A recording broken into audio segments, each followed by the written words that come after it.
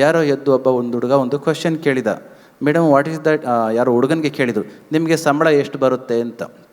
ಅದಕ್ಕೆ ನನ್ನ ಮಾತಿನ ಸಂದರ್ಭದಲ್ಲಿ ಹೇಳಿದೆ, UPSC ಎಕ್ಸಾಮ್ನಲ್ಲಿ ಪಾಸ್ ಮಾಡಿದಂಥವರು IAS ಆಗ್ತಾರೆ, IPS ಆಗ್ತಾರೆ, IRS ಆಗ್ತಾರೆ, ಇನ್ನೇನೇನೋ ಆಗ್ತಾರೆ. ಅದರಲ್ಲಿ ರಾಜ್ಯ ಮಟ್ಟದಲ್ಲಿ ಬಹು ದೊಡ್ಡ ಆಯ್ಕೆ ಅಂತಂದರೆ ಚೀಫ್ ಸೆಕ್ರೆಟರಿ ಆಗ್ತಕ್ಕಂಥದ್ದು. ರಾಷ್ಟ್ರ ಮಟ್ಟದಲ್ಲಿ ಕ್ಯಾಬಿನೆಟ್ ಸೆಕ್ರೆಟರಿಯಾಗಿ ರಿಟೈರ್ಡ್ ಆಗ್ತಾರೆ. ಇಲ್ಲಿ ಕ್ಯಾಬಿನೆಟ್ ಸೆಕ್ರೆಟರಿ ಮತ್ತು ಚೀಫ್ ಸೆಕ್ರೆಟರಿಗಳಿಗೆ ಸಂಬಳ ಬಹುಶಃ ಒಂದು 3 ಲಕ್ಷ ಇರಬಹುದು. ಒಂದು BE ಮಾಡಿರ್ತಕ್ಕಂಥ ಒಬ್ಬ ಹುಡುಗ ಒಂದು 5-6 ವರ್ಷ ಯಾವುದಾದ್ರು ಕಂಪ್ನಿಯಲ್ಲಿ ಕೆಲಸ ಮಾಡಿದರೆ 6-7 ಲಕ್ಷ ರೂಪಾಯಿ ಸಂಬಳ ಬರ್ತದೆ. ಹಾಗಿದ್ರೆ ಅದಕ್ಕೆ ಯಾಕೆ ಹೋಗಬೇಕು ಅಂತ ಭಾವನೆ ಆ ಹುಡುಗರು ಕೇಳಿದಾಗ ನಾನು ಅವರಿಗೆ ಹೇಳಿದೆ, ಅವರು ಆಯ್ಕೆ ಮಾಡ್ಕೊಂಡಿರ್ತಕ್ಕಂಥದ್ದು ಹಣವನ್ನು ಮಾಡುವ ಕಾಯಕವಲ್ಲ, ಅದು ದೇಶದ ಸೇವೆಯನ್ನು. ಅದಕ್ಕೆ ಹೇಳಿತ್ತು ಭಾರತ ದೇಶದ ನಾಗರಿಕ ಸೇವೆ ಅಂತ. ಒಬ್ಬ ಹುಡುಗರಿಗೆ ಕೇಳಿದ್ರಂತೆ, ಒಬ್ಬನಿಗೆ ಕೇಳ್ತಾರೆ, ತುಂಬ ಬಡವ ಇದ್ದ, ಅವನ ಇಂಟರ್ವ್ಯೂ ಟೈಮ್ನಲ್ಲಿ ಕೇಳಿದ್ರಂತೆ, UPSC ಎಕ್ಸಾಮಿನ ಇಂಟರ್ವ್ಯೂ ಟೈಮ್ನಲ್ಲಿ, ಕಥೆಯಲ್ಲ ಇದು, ಘಟನೆ ಆದದ್ದು. ನಿನ್ನ ಡಿಗ್ರಿಗಳನ್ನೆಲ್ಲ ನೋಡಿದರೆ, ಯಾಕೆ ನಾವಿಲ್ಲಿ ಕರ್ನಾಟಕ ಸ್ಟೇಟ್ ಓಪನ್ ಯೂನಿವರ್ಸಿಟಿಯ ಮಂದಿರದಲ್ಲಿ ಕೊಳ್ತಿದ್ದೇವೆ, ಅದಕ್ಕೋಸ್ಕರ ಈ ಮಾತನ್ನು ಹೇಳ್ತೇನೆ. ಆ ಹುಡುಗನಿಗೆ ಕೇಳ್ತಾರಂತೆ, ನಿನ್ನ PUC ನೋಡಿದರೆ ಕರೆಸ್ಪಾಂಡೆನ್ಸು, ನಿನ್ನ ಡಿಗ್ರಿ ನೋಡಿದರೆ ಕರೆಸ್ಪಾಂಡೆನ್ಸು, ಮತ್ತು ನಿನ್ನ ಮಾಸ್ಟರ್ ಡಿಗ್ರಿ ನೋಡಿದರೆ ಅದು ಕೂಡ ಓಪನ್ ಯೂನಿವರ್ಸಿಟಿಯಲ್ಲಿ ಎಲ್ಲೋ ಮಾಡ್ದಂಗಿದೆ.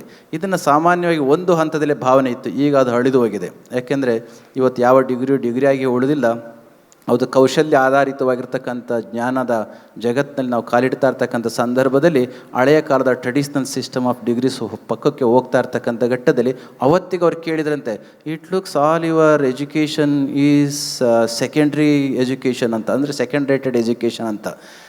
ನೇರವಾಗಿ ವಿಶ್ವವಿದ್ಯಾಲಯ ಕಲ್ತರೆ ಅದಕ್ಕೆ ಮಾನ್ಯತೆಯೇ ಬೇರೆ, ಬೇರೊಂದು ವಿಧಾನದಲ್ಲಿ ಕಲ್ತಿದ್ರೆ ಮಾನ್ಯತೆ ಬೇರೆ ಅನ್ನೋ ಅರ್ಥದಲ್ಲಿ ಅವರು ಹೇಳಿದ್ರಂತೆ, it looks your degrees are second rated ಅಂತ. ಆ ಹುಡುಗ ಹೇಳಿದ್ದಂತೆ, ಏನು ಹೇಳಿದ ಗೊತ್ತಾ, yes when my hunger and poverty was the primary, my education was the secondary sir ಅಂತ ಹೇಳಿದ್ದಂತೆ. ಬಹು ದೊಡ್ಡ ಅವನಿಗೆ ಒಳ್ಳೆಯ ರ್ಯಾಂಕನ್ನು ಕೊಟ್ಟು ಅವ್ರನ್ನ ಕಳಿಸಿದರು. ಅರ್ಥ ಆಯಿತು ಅಂತ ಭಾವಿಸಿದ್ದೇನೆ. My poverty and hunger was primary ಅಂದರೆ ಬಡತನ ಅಂತ ನಾವು ಹೇಳ್ಕೊಳ್ಳಿಕ್ಕೆ ಹೋಗಲಿಲ್ಲ ಅವನು. ನಾವು ಹೇಳ್ಬಿಡ್ತೇವೆ, ಅಯ್ಯೋ ನನಗೆ ಅಷ್ಟು ಕಷ್ಟ ಆಯಿತು, ಇಷ್ಟೆಲ್ಲ ಬಂದು ಹೇಳ್ತಿರ್ತೇವೆ. ಹುಡುಗ ಹಂಗೆ ಹೇಳಲಿಲ್ಲ, ನನಗೆ ಅದು ಏನಿತ್ತು ಇದು ಏನಿತ್ತು ಅಂತ ಸೂಕ್ಷ್ಮವಾಗಿ ಒಂದು ಮಾತನ್ನು ಹೇಳಿದ. ಮಕ್ಕಳಲ್ಲಿ ಕೊಡ್ತಿದ್ರಿ, ಕೊನೆಗೆ ಒಂದು ಮಾತನ್ನು ಹೇಳ್ತೇನೆ. UPSCಯಲ್ಲಿ ಪಾಸ್ ಆಗ್ತಕ್ಕಂಥವರು ತುಂಬ ವಿಶೇಷವಾಗಿ ಏನು ಹೇಳೋದಿಲ್ಲ, ಆ ಕ್ಷಣದಲ್ಲಿ ಇರ್ತಕ್ಕಂಥ ಜ್ಞಾನವನ್ನು ಯಾವ ಮಟ್ಟಕ್ಕೆ ಹೇಳ್ತಾರೆ ಅನ್ನೋದಕ್ಕೆ. ಒಬ್ಬ ಹುಡುಗನಿಗೆ ಒಂದು ಪ್ರಶ್ನೆಯನ್ನು ಕೇಳ್ತಾರೆ, ಅವರು ಹೇಳಿತ್ತು ಒಂದೇ ಮಾತು, ಈ ಸೋಲೋರ್ಗು ಗೆಲ್ಲೋರ್ಗೂ ಇರ್ತಕ್ಕಂಥ ವ್ಯತ್ಯಾಸವನ್ನು ಯಾವ ರೀತಿ ಎಕ್ಸ್ಪ್ರೆಸ್ ಮಾಡ್ಬೋದು ಅಂತ. ಇದನ್ನು ಒಂದು ಕ್ರಿಕೆಟ್ ವಿಚಾರದಲ್ಲಿ ಅವರು ಹೇಳ್ತಾರೆ. ಈ ಸೋತ ಕ್ರಿಕೆಟಿನ ಕ್ಯಾಪ್ಟನನ್ನು ಕೂಡ ಕರೀತಾರೆ, ಗೆದ್ದ ಕ್ಯಾಪ್ಟನನ್ನು ಕ್ರಿಕೆಟ್ನ ಕ್ಯಾಪ್ಟನ್ನು ಕೂಡ ಕರೀತಾರೆ.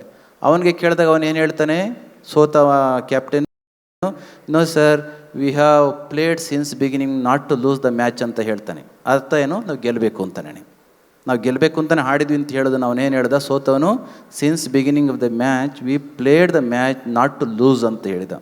ಗೆದ್ದ ಕ್ಯಾಪ್ಟನ್ ಬಂದು ಏನು ಹೇಳಿದ ಗೊತ್ತಾ, since beginning, same words, nothing is change. ಅವನು ಹೇಳಿದ, since beginning we played the match to win the match ಅಂತ ಹೇಳಿದಂತೆ. We played to win the match.